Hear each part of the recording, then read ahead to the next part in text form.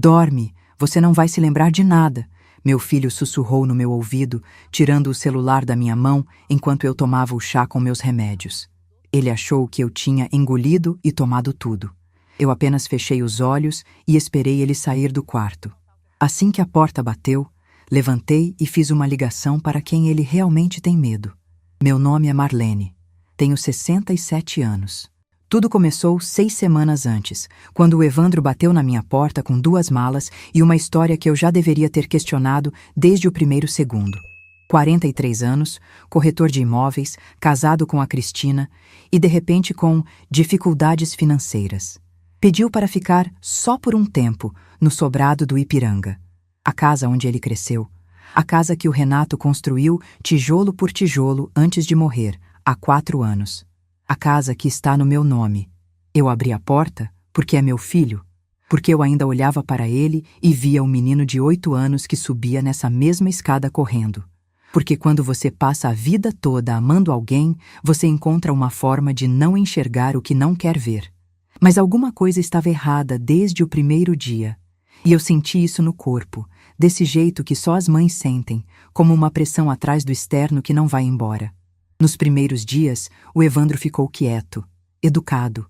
Ajudava com a louça, perguntava se eu precisava de alguma coisa. Cristina vinha nos fins de semana e sorria para mim com aquela expressão que eu não sabia ainda como classificar. Parecia cordialidade, parecia alívio, parecia, às vezes, culpa. Mas na segunda semana, as perguntas começaram. Ele queria saber os meus remédios, quais eram os horários, quais eram para pressão, quais eram para dormir. Disse que era cuidado, que ele estava preocupado, que uma mulher de 67 anos morando sozinha precisava de alguém de olho. Eu disse que estava bem. Ele sorriu e disse, claro, mãe, mas continuou perguntando. Depois ele começou a me acompanhar no café da manhã, depois no jantar. Depois passou a preparar o meu chá da noite ele mesmo, trazendo numa bandeja até o quarto, com um sorriso que eu nunca tinha visto nele antes. Um sorriso novo, estudado. Eu tomava o chá, dormia, e acordava no dia seguinte com a cabeça pesada, de um jeito que eu não conseguia explicar.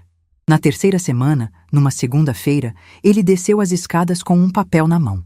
Disse que era uma autorização simples para que ele pudesse resolver umas questões do inventário do Renato no cartório. Não me deixou ler direito. Ficou em pé do meu lado enquanto eu segurava o documento, falando rápido, apontando onde eu devia assinar. Eu disse que ia ler com calma. Ele recolheu o papel sem graça e saiu do quarto dizendo, tudo bem, mãe, depois a gente resolve. Mas eu vi o papel por tempo suficiente, e o que eu vi me fez sentar na beira da cama e ficar olhando para a parede por um longo tempo. Não era autorização para resolver nada do inventário. Era o começo de outra coisa completamente diferente. Naquela noite deixei o chá esfriar sem beber e fingi que tinha dormido. 3 dias depois foi a cena do celular. Eu estava deitada, lendo uma mensagem da minha sobrinha Rebeca, quando a porta do quarto abriu sem bater. O Evandro entrou, atravessou o cômodo sem dizer nada, tirou o celular da minha mão, com uma firmeza que não deixava espaço para protesto, e sussurrou perto do meu rosto. Dorme. Você não vai se lembrar de nada. Fechei os olhos, esperei a porta bater. Contei até 30. Me levantei. Fui até a gaveta do criado mudo. Peguei o celular antigo, o que eu nunca comentei com ninguém que tinha, o que o Renato me deu de presente 2 anos antes de morrer e que eu guardei por puro hábito sentimental, e fiz uma ligação. A voz do outro lado atendeu no segundo toque. Beatriz, sou a Marlene, eu preciso de você. Houve uma pausa, apenas uma, e a Beatriz disse, estou indo. Preciso te contar quem é a Beatriz Salomão para você entender o peso desse telefonema. Tora. Beatriz Salomão tem 64 anos e é médica psiquiátrica há quase 4 décadas. Trabalhamos juntas no mesmo hospital por quase 20 anos. Ela como médica, eu como técnica de enfermagem. Tínhamos entrado na mesma época, quando o hospital ainda era menor, quando ainda se conhecia o nome de todo mundo no corredor. Passamos plantões juntas, natais juntas, dias ruins juntos. Quando o Renato morreu, ela foi a primeira pessoa que chegou na minha porta. E quando o luto começou a me engolir, foi ela que ficou sentada comigo na cozinha às 3 da manhã dizendo, Você vai atravessar isso. A Beatriz era a única pessoa no mundo que eu confiava com a minha vida. E foi exatamente isso que eu estava colocando nas mãos dela. Naquela mesma noite, depois de desligar o telefone, fui até a cozinha e examinei a lata de chá que ficava na prateleira. A que o Evandro usava toda noite para preparar a minha bebida. Não tinha nada de errado com a lata. Mas eu tinha aprendido, nos meus anos de hospital, que aquilo que você não vê não significa que não existe. Comecei a guardar os comprimidos. A cada noite, quando o Evandro trazia a bandeja, ficava parado na porta enquanto eu bebia, esperando. Aprendi a segurar o comprimido debaixo da língua, escondido, e engolir só a água. Quando ele saía, cuspia o comprimido num lenço dobrado que eu deixava embaixo do travesseiro. Em 2 dias tinha guardado 2 comprimidos, envoltos no mesmo lenço, dentro do sutiã que eu pendurava na cadeira do quarto toda a noite. 2 comprimidos pequenos, brancos, que eu nunca tinha visto na minha prescrição. 2 comprimidos que iam mudar tudo. O seu Olavo mora no sobrado ao lado há mais anos do que eu consigo contar.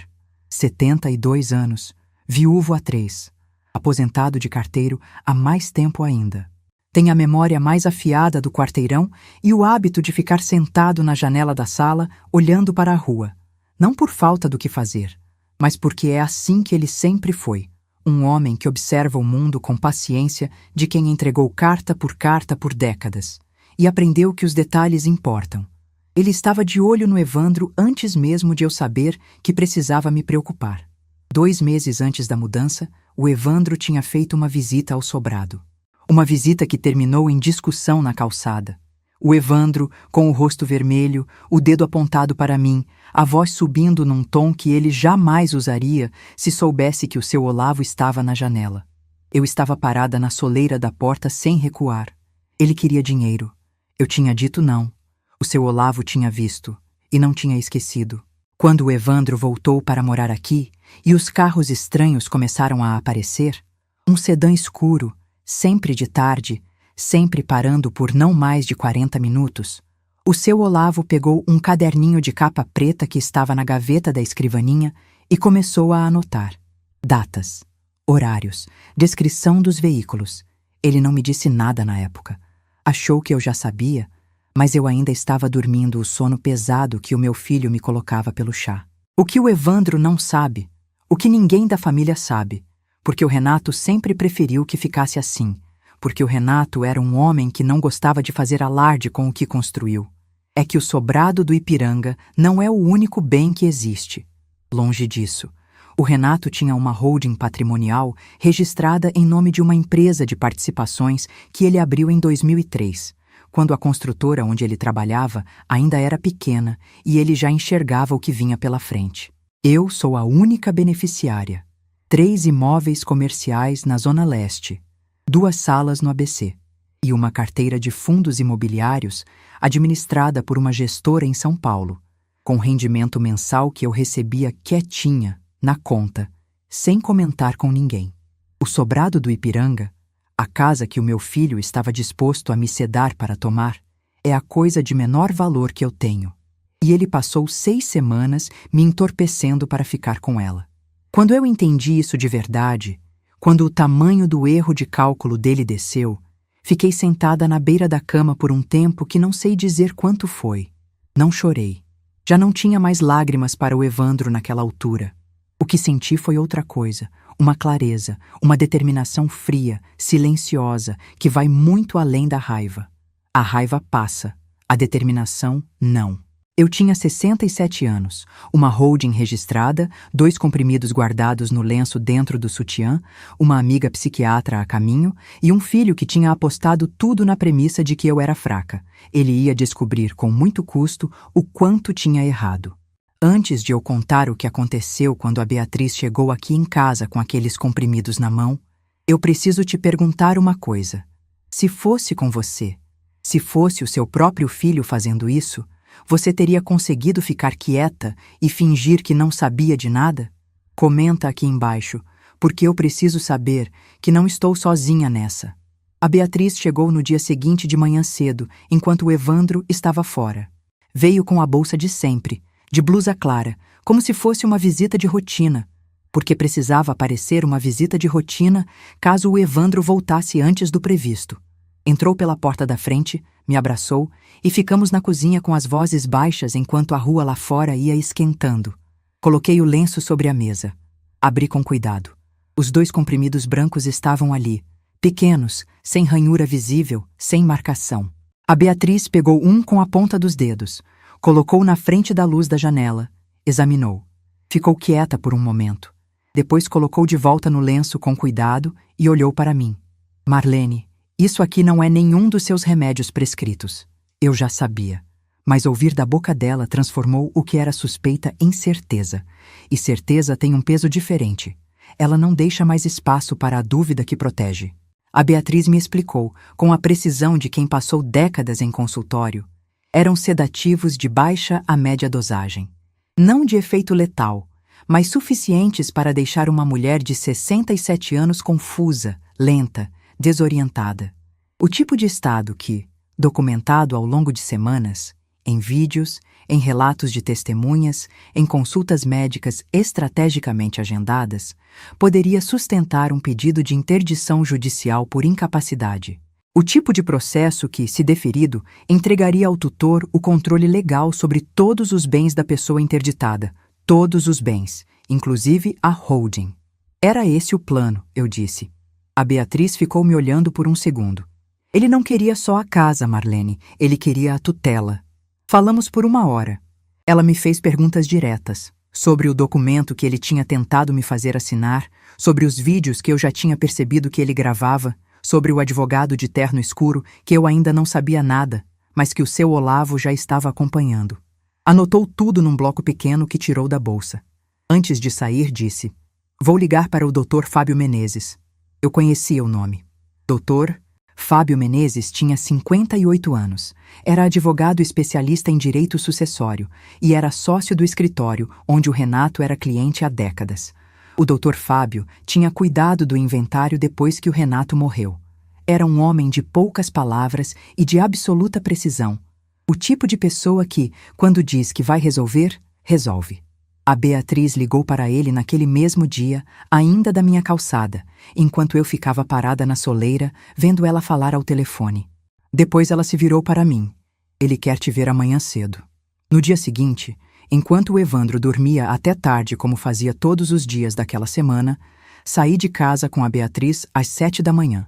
O escritório do Dr. Fábio ficava num prédio discreto perto da Avenida Paulista.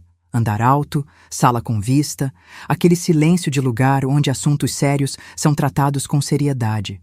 Ele nos recebeu pessoalmente na porta, deu a mão a mim primeiro, depois a Beatriz e nos conduziu para a sala de reunião. Tinha uma pasta sobre a mesa, espessa, já preparada. Abriu sem cerimônia e foi mostrando documento por documento. A escritura da holding, os registros dos imóveis comerciais na Zona Leste, as salas no ABC, os extratos dos fundos imobiliários. Depois me fez uma pergunta direta, olhando nos meus olhos por cima dos óculos. "A senhora sabe o que acontece se um juiz aceitar um pedido de interdição e nomear o Evandro como seu tutor? Ele passaria a administrar legalmente todos os meus bens", eu disse. "Exato." Ele passou os dedos pelos papéis. "Inclusive a holding, inclusive os fundos, inclusive a possibilidade de liquidar ativos com autorização judicial." Fez uma pausa. "A senhora teria, na prática, o controle de nada." Fiquei olhando para ele. "Então precisamos agir antes que ele protocole qualquer coisa", eu disse. O Dr. Fábio inclinou a cabeça para o lado, como faz quando está pesando palavras. "Sim, mas há um outro elemento que preciso te contar antes de falarmos de estratégia." Cruzou as mãos sobre a mesa. "Eu cruzei algumas informações antes de você chegar esta manhã. O Evandro tem uma dívida com uma construtora parceira da imobiliária onde ele trabalha. Uma garantia pessoal num empreendimento que não saiu do papel. O valor é de R$840 mil. O silêncio da sala ficou ainda mais pesado. R$840 mil, eu repeti. "Isso é a escala do problema dele", ele disse. "E é por isso que ele não está apenas pedindo dinheiro. Ele precisa de controle patrimonial. Precisa de um ativo que possa usar como garantia ou liquidar sem depender da sua autorização." Fiquei em silêncio por um tempo. R$840 mil. O menino que eu criei, que eu levei para a escola, que eu fiquei acordada esperando chegar em casa quando adolescente, esse homem estava disposto a me sedar todas as noites por 840 mil reais. Não era raiva o que senti. Era uma tristeza muito antiga e muito limpa, como uma ferida que já cicatrizou, mas ainda dói quando você toca. Mas a tristeza não ia resolver nada. A estratégia, sim. Naquela semana, as peças foram sendo colocadas no lugar uma por uma. A Beatriz redigiu o laudo psiquiátrico. Não era um documento de uma lauda. Era um laudo completo, com histórico clínico, avaliação cognitiva detalhada, testes aplicados, conclusão técnica fundamentada. 16 páginas atestando minha plena capacidade cognitiva, assinadas, carimbadas, com número de CRM e referência ao Conselho Federal de Medicina. Pronto para ser juntado a qualquer processo em qualquer instância. O doutor Fábio iniciou o procedimento de registro de uma procuração com cláusula de irrevogabilidade, lavrada em cartório, com todas as formalidades, nomeando a Beatriz e o próprio doutor Fábio como meus representantes legais para todos os atos relacionados à holding e aos imóveis, pelo prazo de 2 anos, renovável, não passível de contestação unilateral. O Evandro não poderia contestar nenhuma movimentação dos meus bens sem passar pelos 2 deles. Eu assinei na frente de 3 testemunhas e do tabelião. Quando saí do cartório naquele dia, o sol estava alto e a rua estava barulhenta, do jeito que as ruas de São Paulo são sempre barulhentas. Fiquei parada na calçada por um momento, com a cópia da procuração na bolsa, sentindo o peso daquele papel de um jeito que não consigo explicar direito. Era segurança. Era controle. Era o tipo de proteção que você só entende o valor quando percebe que alguém estava tentando te tirar exatamente isso. Voltei para o sobrado. E continuei fingindo. Fingir foi a parte mais difícil. Não porque eu não fosse capaz, eu tinha passado décadas em hospital, com plantões de 12 horas, aprendendo a manter a expressão neutra diante de coisas que machucavam por dentro. Fingi com os pacientes quando a notícia era ruim. Fingi com as famílias quando precisavam de força que eu não tinha. Aprendi que o rosto pode dizer uma coisa, enquanto o interior guarda outra completamente diferente. Mas fingir com o filho é diferente. Porque cada vez que você olha para ele e não diz o que sabe, você está também guardando uma versão de quem ele poderia ter sido. E a distância entre essa versão e o homem sentado na mesa da sua cozinha dói de um jeito que não tem nome. Tomava o chá sem beber. Fingia sonolência depois do jantar. Deixava ele me ver devagar, confusa, repetindo perguntas que eu já sabia a resposta. Cometia pequenos erros calculados. Procurava as chaves que estavam na minha mão, esquecia o nome de uma rua que conhecia de cor, ficava parada na janela olhando para o nada por tempo demais. Ele começou a filmar. A primeira vez, percebi pelo reflexo no vidro da janela da sala. A câmera do celular dele me gravando enquanto eu procurava as chaves. Fiz exatamente o que estava fazendo. Não acelerei, não desacelerai, não virei para olhar para ele. Continuei representando a cena que ele precisava. A segunda vez foi na cozinha, quando eu cheguei de pijama para pegar um copo d'água às 10 da manhã. Ele estava encostado na bancada com o telefone na altura do peito. Gravou por talvez 2 minutos. A terceira vez eu estava de pé na janela da sala. Ele entrou devagar. Ficou parado na entrada e eu podia sentir, sem precisar olhar, a câmera me enquadrando de costas, olhando para a rua, com aquele ar de quem está perdida dentro de si mesma. Cada vídeo que ele gravava era mais uma prova de que ele sabia exatamente o que estava fazendo. E eu deixava. Porque cada cena que ele registrava era um tijolo a mais na parede que ia cair sobre a cabeça dele mais tarde. Mas quem estava construindo a parede de verdade era o seu Olavo. Naquele caderninho de capa preta, o meu vizinho de 72 anos tinha anotado, com a letra miúda de quem passou décadas escrevendo endereços em envelopes, datas, horários, descrições de veículos, número de visitas. O homem de terno escuro tinha aparecido 3 vezes, sempre de tarde, sempre ficando no máximo 40 minutos. E na terceira visita, o seu Olavo tinha feito algo que mudou tudo. Tinha descido, atravessado a calçada devagar, como se fosse apenas esticar as pernas, e anotado a placa do carro. Quando o Dr. Fábio cruzou a placa com os registros públicos disponíveis, o resultado foi claro. O carro estava registrado no nome de um escritório de advocacia de São Paulo especializado em interdições e tutelas. Tinha esse escritório no site, tinha o nome dos sócios, tinha o histórico de atuação em processos desse tipo. O Evandro já tinha contratado um advogado para me internar. Quando o Dr. Fábio me contou isso numa tarde, ao telefone, fiquei sentada na cadeira da cozinha sem dizer nada por quase 1 minuto inteiro. Do lado de fora, eu ouvia o som do Evandro se movendo no andar de cima. Os passos no assoalho, a televisão ligada, o barulho ordinário de uma tarde qualquer. Quando ele vai protocolar o pedido? Eu perguntei. Não sabemos ao certo. Pode ser qualquer dia. Então eu preciso que ele se exponha antes disso, numa cena, com testemunhas. O Dr. Fábio ficou quieto por um segundo. Concordo. Vamos pensar em como fazer isso. Desligamos. Fui até a janela. Olhei para a rua. E foi então que reparei, pela primeira vez de verdade, na Cristina. Ela estava na cozinha lavando a louça de costas para mim quando entrei naquela tarde. O Evandro estava no telefone na varanda. A voz chegava abafada, o tom profissional que ele usava com clientes ou com o advogado. Quando entrei na cozinha, a Cristina se virou. E por um segundo, só um segundo, mas eu sou técnica de enfermagem há décadas e aprendi a ler rostos como se fossem prontuários. Os olhos dela piscaram para o meu rosto com uma expressão que não era frieza. Era outra coisa, vergonha talvez, ou medo de um tipo diferente do que ela tinha do Evandro. Um medo que olhava para fora, não para dentro. Um medo de si mesma. Ela abriu a boca como se fosse dizer alguma coisa. A voz do Evandro subiu lá fora, encerrando a ligação, e ela se virou de volta para a pia. O momento passou, mas eu vi e guardei, porque nesses 39 anos de trabalho em hospital, aprendi que quando alguém abre a boca e fecha de novo antes de falar, é porque tem algo que quer dizer com muita urgência e ainda não encontrou a coragem. E quando a coragem finalmente chega, e ela sempre chega, de um jeito ou de outro, a pessoa fala tudo de uma vez, sem parar. Eu precisava apenas esperar o momento certo. Naquela noite, quando o Evandro trouxe o chá, eu disse, pela primeira vez em semanas, que não estava com sono. Ele ficou parado na porta com a bandeja nas mãos. Disse que queria ligar para a Rebeca. Disse o nome da sobrinha com toda a naturalidade do mundo, olhando direto para ele, sem piscar. Ele congelou. Foi breve, foi rápido, mas eu vi. O músculo da mandíbula endureceu. Mãe, a Rebeca não precisa saber dos seus assuntos, ele disse. Que assuntos? Eu perguntei, com a voz tranquila.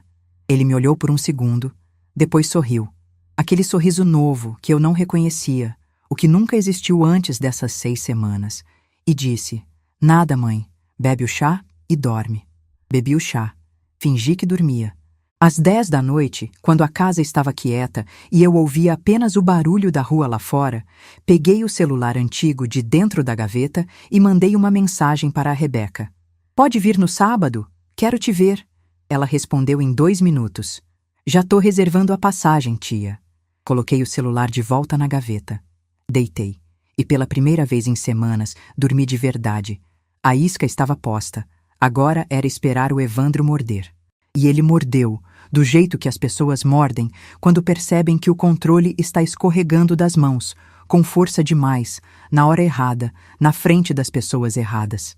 O escritório de advocacia que ele tinha contratado fez uma busca cartorial de rotina antes de protocolar qualquer processo. É um procedimento padrão. Qualquer advogado especializado em interdições faz essa verificação para mapear o patrimônio da pessoa que vai ser interditada.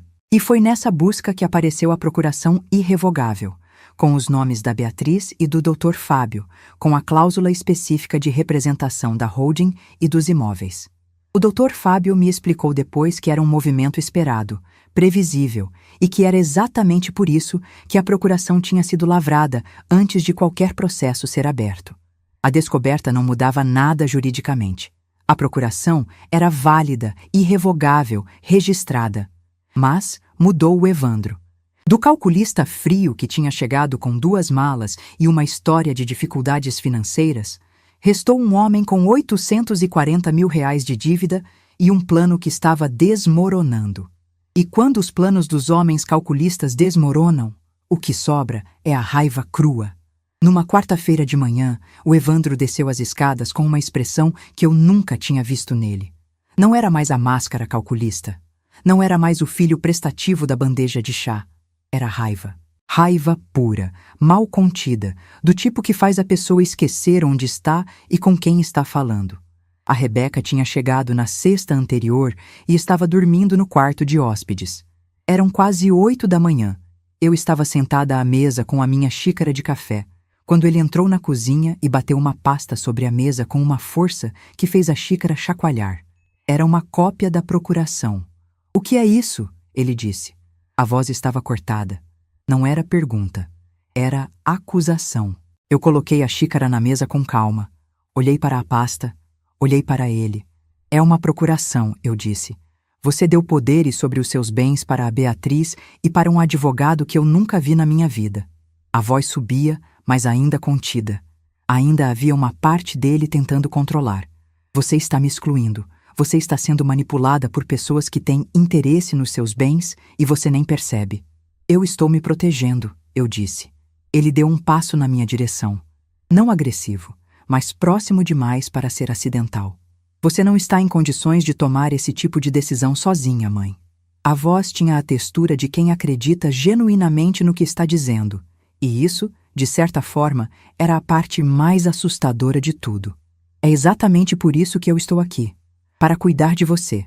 E agora, eu vou ter que tomar medidas para garantir que você não seja explorada." "Que medidas?" eu perguntei. Ele hesitou. Apenas um segundo. Mas hesitou. "Eu vou pedir para um juiz avaliar a sua capacidade."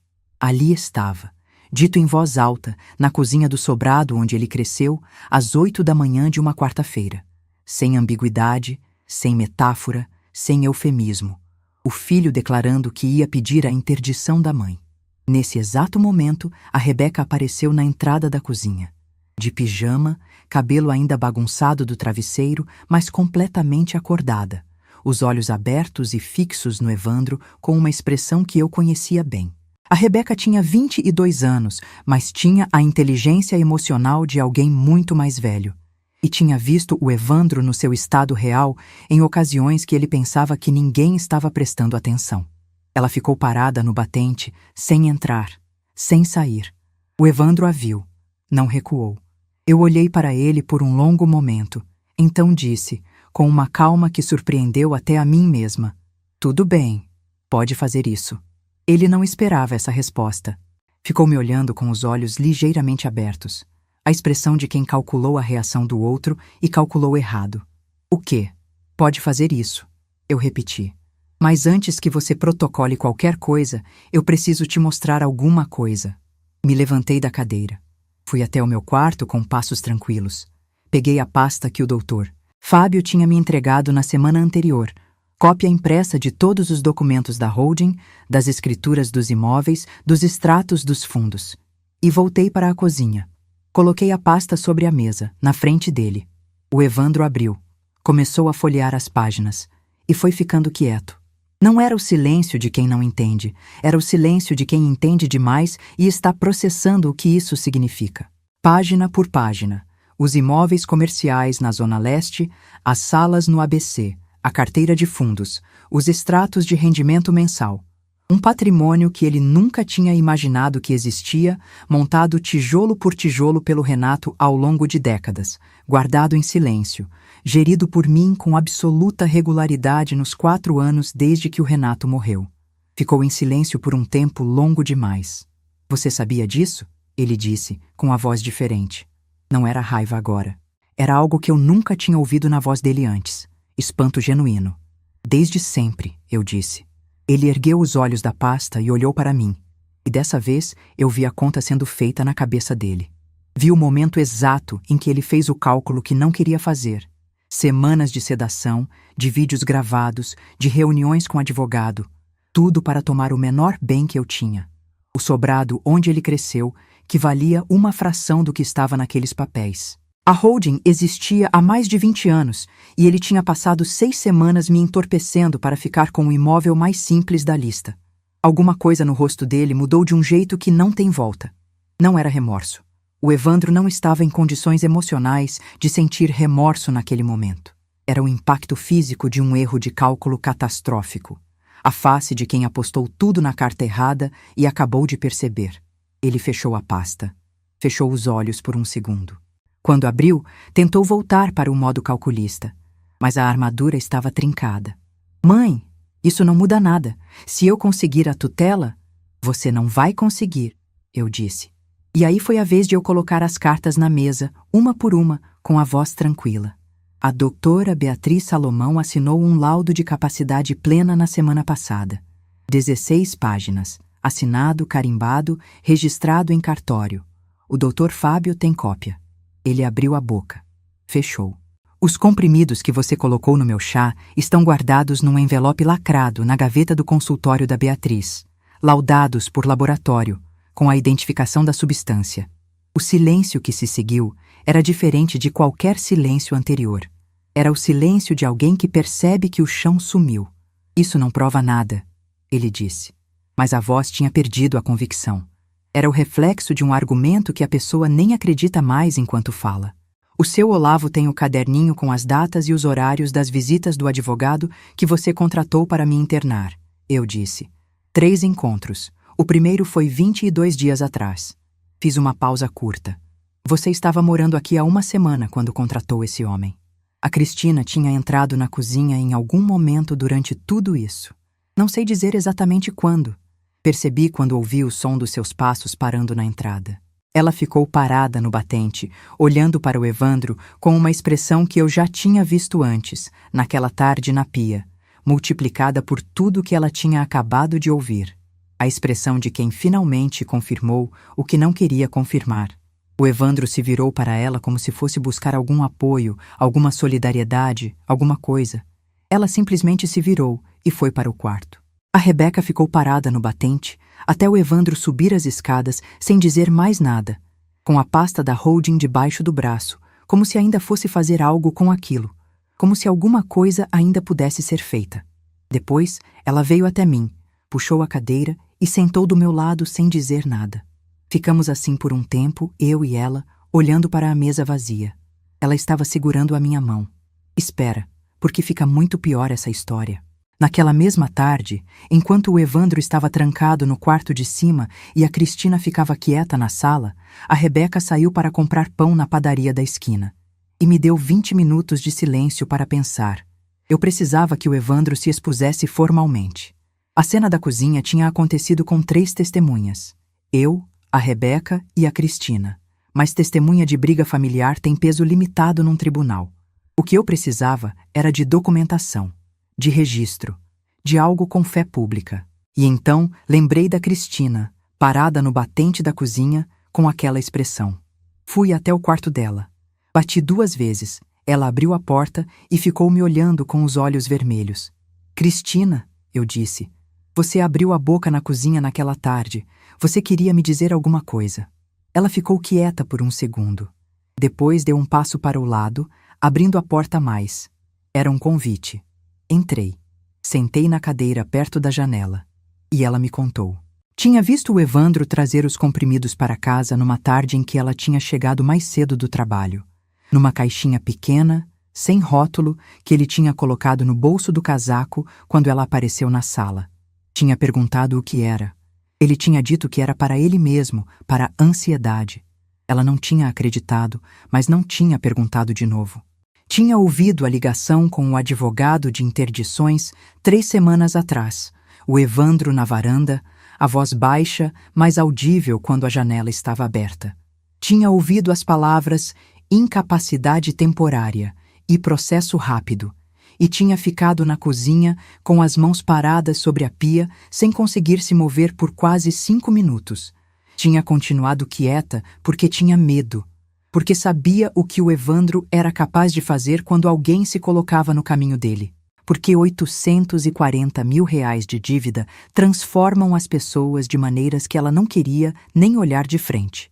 Mas naquela manhã, ouvindo tudo na cozinha, alguma coisa tinha quebrado dentro dela. Você consegue assinar uma declaração? Eu perguntei. Ela ficou me olhando por um momento longo.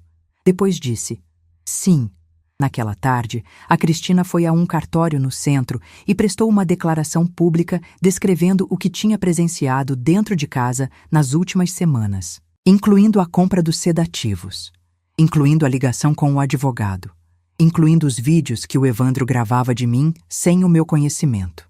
O Dr. Fábio foi avisado por telefone ainda naquele dia. Ficou em silêncio por um segundo quando eu terminei de contar. Depois disse: Marlene, isso muda o jogo completamente.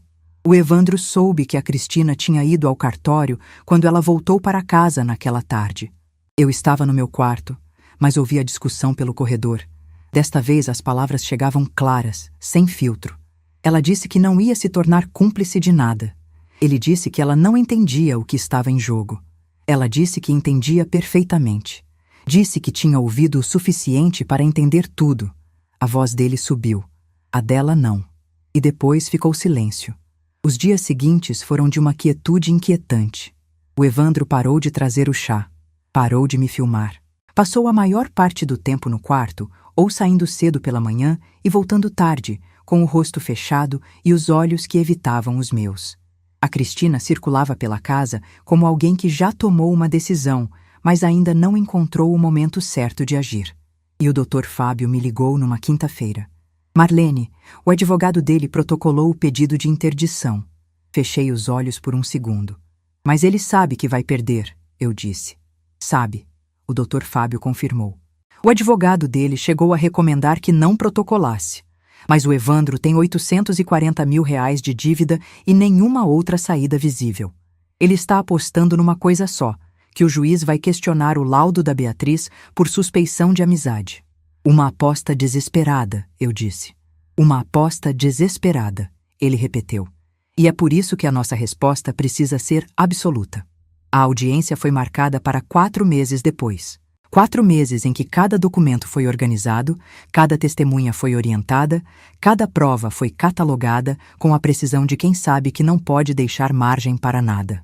O doutor Fábio construiu a defesa em camadas, o laudo da Beatriz, os extratos bancários mostrando que eu tinha gerido sozinha a holding nos últimos 4 anos sem qualquer irregularidade, as mensagens do Evandro me pedindo dinheiro nos últimos 2 anos.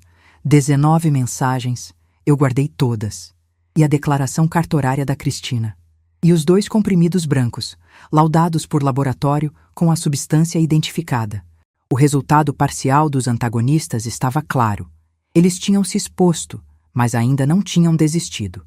O Evandro tinha jogado a última carta que tinha, o processo de interdição, e estava apostando que ia funcionar. A guerra ainda não tinha acabado. Ela estava apenas mudando de campo. Eu sabia que o Evandro não ia aceitar a derrota da cozinha e ficar quieto. Pessoas com R$840 mil de dívida não ficam quietas. Elas procuram novas alavancas, novos ângulos, novas formas de pressão. E o Evandro, calculista mesmo com a armadura trincada, não era exceção. O primeiro contra-ataque veio por telefone, 3 semanas após a audiência ser marcada. Ele me ligou numa manhã. A voz estava diferente. Não mais a raiva crua da cozinha, mas algo mais frio, mais estruturado. A voz de quem voltou a calcular. Mãe, eu sei que você acredita que está fazendo a coisa certa, mas você está sendo usada. A Beatriz tem interesse nos seus bens. O Dr. Fábio cobrou honorários do inventário do pai durante anos. Essas pessoas não são suas amigas. São profissionais que enxergaram uma oportunidade. Ouvi até o fim sem interromper. E outra coisa, ele disse. Se você deixar esse processo ir para a frente, eu vou ser obrigado a apresentar os vídeos que tenho. Tenho imagens suas desorientada, confusa, repetindo coisas. 3 vídeos. O juiz vai ver e vai questionar o laudo da Beatriz independente de qualquer amizade. Desliguei o telefone e liguei imediatamente para o Dr. Fábio. Ele ouviu tudo. Ficou em silêncio por um momento. Depois disse: Marlene, o fato de ele ter esses vídeos é mais um problema para ele do que para você. Porque eles provam que ele sabia que estava te filmando sem consentimento e documentam o período em que você estava sendo sedada. O conteúdo dos vídeos confirma o estado que os comprimidos provocavam. Isso não ajuda a narrativa dele, ajuda a nossa. Respirei fundo. Mas tem mais, o Dr. Fábio disse. Eu recebi uma informação esta manhã. O advogado do Evandro protocolou, junto ao pedido de interdição, um pedido de medida cautelar para que um perito judicial examine você antes da audiência. É um movimento legítimo. Qualquer parte pode pedir isso num processo de interdição. Mas o Evandro indicou um médico de sua preferência para realizar o exame. E se eu recusar o perito? Não pode recusar. Mas o juiz tem poder para designar um perito diferente, e nós vamos requerer isso imediatamente, apresentando o conflito de interesse. Pausa. Marlene, eles estão tentando controlar a perícia, é o último recurso que tem. Nos dias seguintes, o peso daquilo foi chegando. Não é que eu tivesse medo de uma perícia. Eu sabia da minha capacidade, a Beatriz sabia, o laudo estava registrado. Mas existe um tipo de medo que não tem a ver com o resultado, e sim com o processo. Com a ideia de que alguém, um estranho num consultório de jaleco, com uma prancheta, vai te olhar e decidir se você é capaz de cuidar da sua própria vida. Com a ideia de que o seu próprio filho protocolou esse pedido, assinou embaixo, entregou num cartório. Esse medo é diferente. Ele não mora no futuro. Mora no peito, agora, o tempo todo.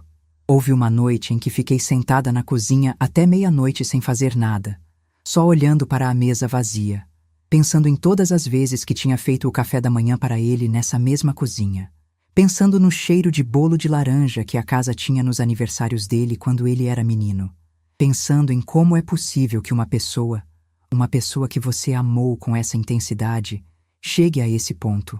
Não encontrei resposta. Acho que não existe. Mas encontrei outra coisa. A certeza de que eu não podia deixar a dor virar fraqueza, porque era exatamente isso que ele estava esperando.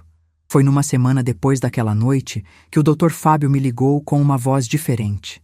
Não urgente, controlada como sempre, mas com uma inflexão que eu aprendi a reconhecer nesses meses. A voz de quem está prestes a contar algo significativo. Marlene, o nome do escritório de advocacia que o Evandro contratou apareceu num processo público que eu encontrei ontem. Fiquei quieta.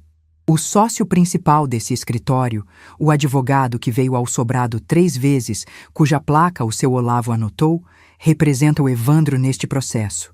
E esse mesmo advogado aparece como representante em outro processo de interdição encerrado há 8 meses. Pausa. Nesse outro processo, o requerente da interdição, o filho, foi indiciado por administração de substância sem consentimento em pessoa idosa. O processo foi encerrado porque a mãe morreu antes do julgamento. Fiquei em silêncio por um tempo. Isso é público? Eu perguntei. Consta no sistema do Tribunal de Justiça.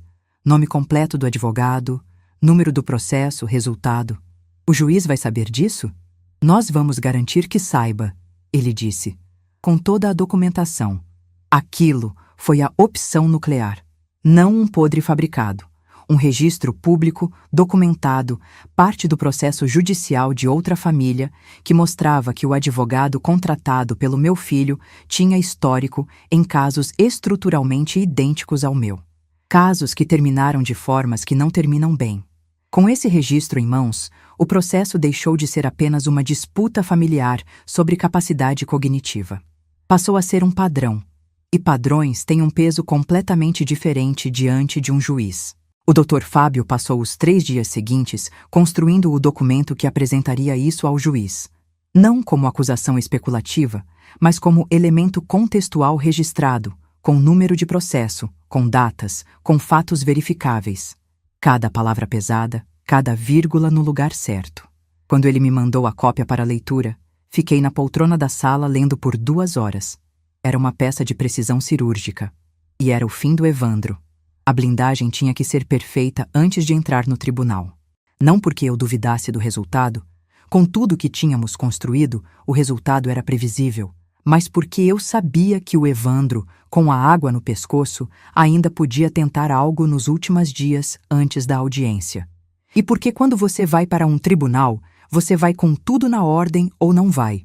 O Dr. Fábio fez uma revisão completa de cada documento. O laudo da Beatriz, 16 páginas, referências técnicas, avaliação cognitiva detalhada, assinado, carimbado, pronto.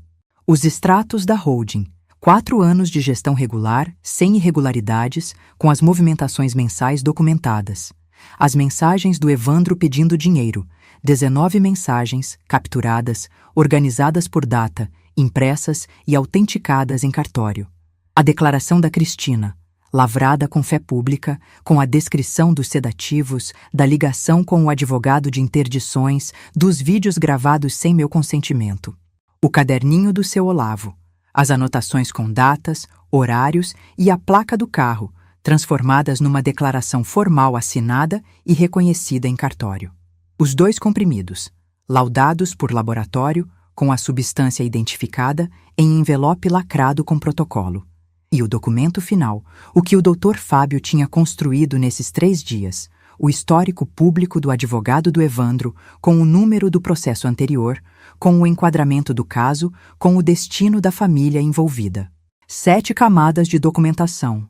7 razões para que nenhum juiz no mundo tivesse dúvida do que estava diante dele. O Dr. Fábio também tomou uma precaução que eu não tinha pedido, mas que mostrou que ele conhecia esse tipo de processo melhor do que eu poderia imaginar. Protocolou uma petição antecipada, informando ao juiz sobre o pedido do perito indicado pelo Evandro e requerendo a designação de um perito neutro do próprio tribunal. O juiz deferiu em 2 dias. O perito indicado pelo Evandro foi substituído. O Evandro ficou sabendo pela manhã do dia em que o perito foi substituído. O Dr. Fábio me disse que o advogado do Evandro tinha protocolado uma contestação naquele mesmo dia e que a contestação tinha sido indeferida em horas. Havia também a questão emocional da preparação. A Beatriz foi até a minha casa 2 dias antes da audiência. Ficamos sentadas na sala por quase 2 horas, sem falar de documentos, sem falar de estratégia. Ela me fez perguntas sobre o que eu estava sentindo, sobre o que eu queria dizer se o juiz me perguntasse algo diretamente, sobre como eu queria que aquilo terminasse. Não a vitória jurídica. Eu já sabia que essa estava garantida. Mas o que vinha depois? Como eu queria acordar no dia seguinte ao julgamento. Eu disse que queria acordar numa casa que fosse só minha de verdade. Numa casa onde o café da manhã fosse silencioso, mas do tipo bom de silêncio. Não do tipo em que você fica ouvindo os passos no andar de cima, tentando adivinhar o que vem a seguir. Ela sorriu. Então, é isso que vamos garantir. A audiência aconteceu numa terça-feira de manhã, no Fórum João Mendes, no centro de São Paulo. Eu entrei com o Dr. Fábio e a Beatriz. O Evandro estava do outro lado da sala com o advogado dele. Um homem de ternos caros e expressão treinada para projetar confiança. Não olhei para o Evandro. Sentei, coloquei a bolsa no colo e olhei para o juiz. O juiz tinha uns 50 anos, cabelos grisalhos, aquele jeito de quem já ouviu tantos processos que nada mais surpreende, mas que ainda lê cada documento com atenção absoluta antes de falar qualquer coisa. O advogado do Evandro apresentou o caso dele primeiro. Falou de sinais de deterioração cognitiva, de decisões patrimoniais inconsistentes, de isolamento social preocupante, de vulnerabilidade a influências externas. Mencionou os vídeos e pediu que fossem exibidos. O juiz deferiu. 3 vídeos foram exibidos. Eu chegando na cozinha de pijama às 10 da manhã. Eu procurando as chaves que estavam na minha mão. Eu parada na janela olhando para a rua. Cada um com menos de 2 minutos. Cada um gravado sem o meu conhecimento, durante o período em que eu estava sendo sedada. O advogado do Evandro os apresentou como prova de incapacidade. O Dr. Fábio os apresentou como prova de outra coisa completamente diferente. Excelência, ele disse, com a voz tranquila de quem sabe que o que vem a seguir é definitivo.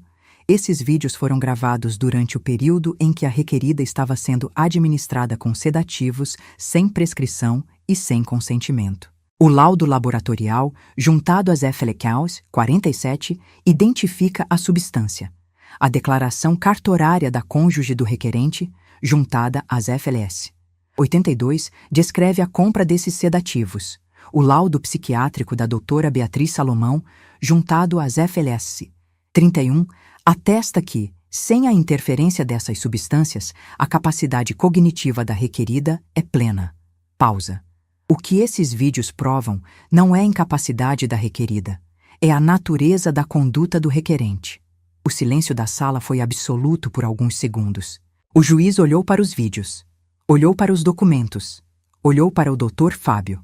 A substância identificada no laudo laboratorial é a mesma que a cônjuge do requerente descreve na declaração cartorária? É, Excelência, com o número de registro da substância identificado e correspondente nos 2 documentos. O juiz olhou para o advogado do Evandro. O advogado abriu a boca. Fechou. Abriu de novo. Excelência, a declaração da cônjuge é de parte interessada em desassociar-se do requerente e, portanto, suspeita. A declaração foi prestada em cartório com fé pública.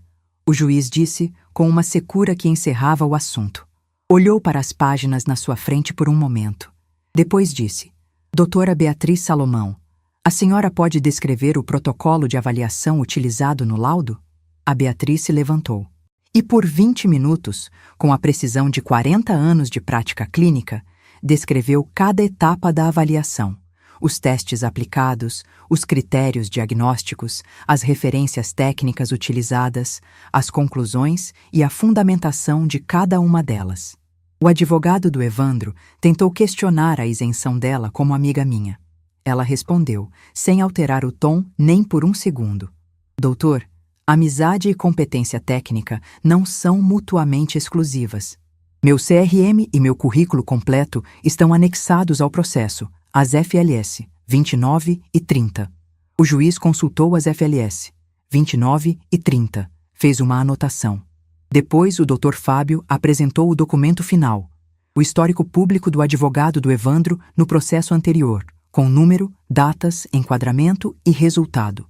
Apresentou sem drama, sem inflexão acusatória, apenas como elemento contextual público e verificável. O juiz leu com atenção por vários minutos. Depois olhou para o advogado do Evandro com uma expressão que não precisava de palavras.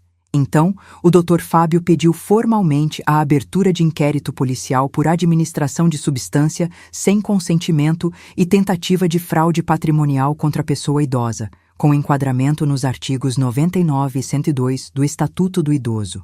O juiz consultou os documentos por um longo momento. Depois disse, com aquela voz seca e definitiva que eu vou carregar comigo pelo resto da vida: o pedido de interdição é indeferido. A documentação apresentada não sustenta a tese de incapacidade. Ao contrário, o conjunto probatório indica padrão de conduta que merece apuração criminal. Olhou para o promotor que estava presente na sala por protocolo.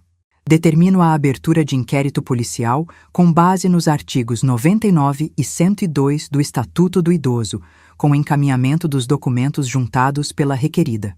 Olhei para a Beatriz. Ela estava olhando para a frente com a expressão tranquila de quem sabia desde o início como isso ia terminar. O advogado do Evandro começou a dizer algo. O juiz levantou a mão uma vez e a sala ficou em silêncio. Eu não olhei para o Evandro enquanto saímos. Não precisei. As consequências não chegam todas de uma vez. Não é como nos filmes, onde a sentença cai e o vilão desmorona em cena, com música dramática e câmera lenta. Na vida real, as consequências chegam aos poucos, silenciosas, inevitáveis, como água que vai afundando o chão embaixo dos pés de quem achava que estava em terra firme.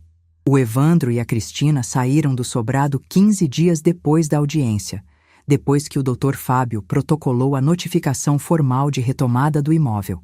Saíram num sábado de manhã, com 3 carregadores e um caminhão pequeno. Eu fiquei no quarto enquanto a mudança acontecia, com a porta fechada, ouvindo o barulho das caixas sendo descidas pela escada. Os mesmos degraus que o Evandro tinha subido correndo quando menino, durante todos aqueles anos. Quando o caminhão saiu, fui até a janela. A rua estava vazia. O sobrado do Olavo estava quieto, mas eu vi a cortina se mexer. Nos meses seguintes, as notícias foram chegando em pedaços. O inquérito policial avançou devagar, como todos os inquéritos avançam. Mas avançou. O nome do Evandro ficou associado ao processo num mercado onde reputação é a única moeda que importa de verdade. Corretor de imóveis não vende mais nada quando o mercado sabe que tem um processo no Estatuto do Idoso. Os clientes somem antes de você perceber que foram embora. A imobiliária não renovou o contrato com ele 3 meses depois da audiência. A justificativa oficial foi: reestruturação da equipe. Todo mundo sabia o que era. O empreendimento que tinha gerado a dívida de R$ 840 mil continuou sem sair do papel, e a construtora acelerou o processo de cobrança da garantia pessoal quando o nome do Evandro passou a aparecer em buscas jurídicas. O acordo que ele tentou fazer foi recusado. A execução foi protocolada. O carro foi o primeiro bem a ser penhorado. Um sedã que ele tinha há 3 anos, que ficava parado na frente do sobrado que ele alugou numa vila no extremo da Zona Leste, com o dinheiro que ainda tinha. Eu soube pela Rebeca, que soube por uma conhecida em comum. Uma manhã, o carro estava lá. Na tarde seguinte, não estava mais. Foi assim. A Cristina me mandou uma mensagem 3 meses depois da audiência. Curta, direta. Separamos. Estou bem. Peço desculpas pelo que aconteceu dentro da sua casa. Guardei a mensagem sem responder. Não por falta de nada a dizer, mas porque o que eu tinha a dizer já tinha sido dito naquele cartório, por interposta pessoa, num documento com fé pública, numa tarde em que ela encontrou a coragem que precisava encontrar. Isso foi suficiente.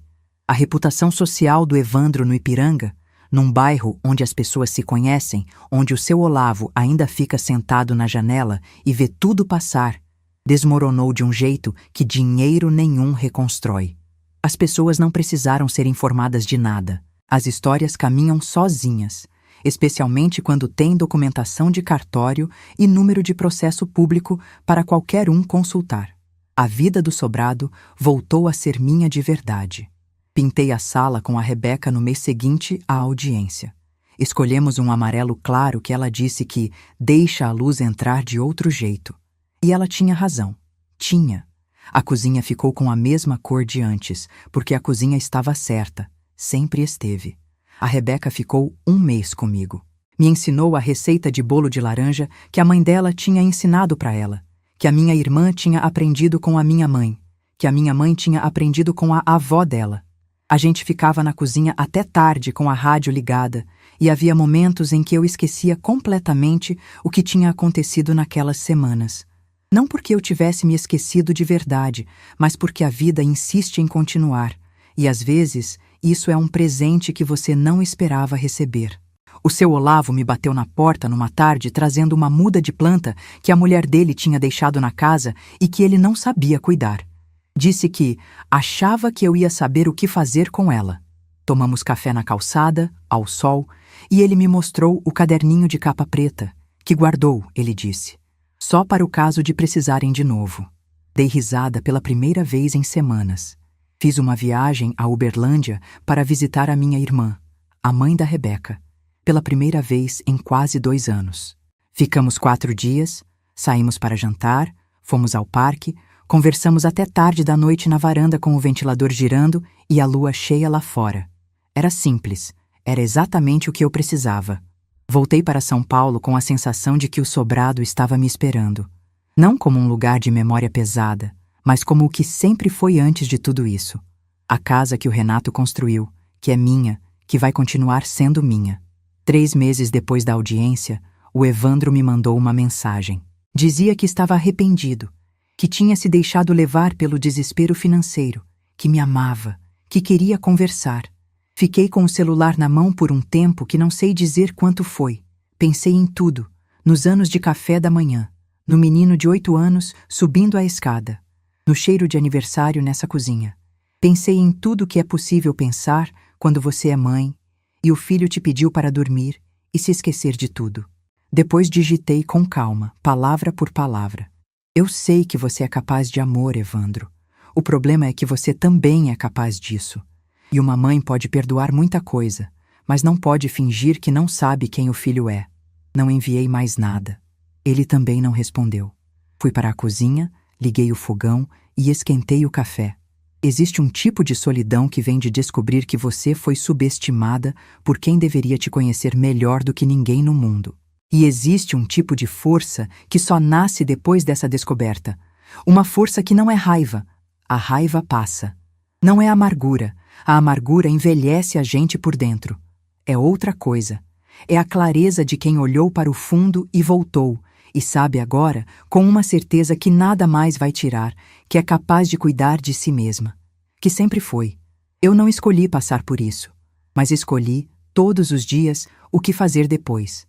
E isso, só isso, ninguém tira de mim. Se essa história te tocou, se inscreve no canal. Toda semana tem uma história nova de mulheres que não deixaram barato. E clica na próxima que está aparecendo na tela agora, porque ela é tão forte quanto essa. Te vejo lá.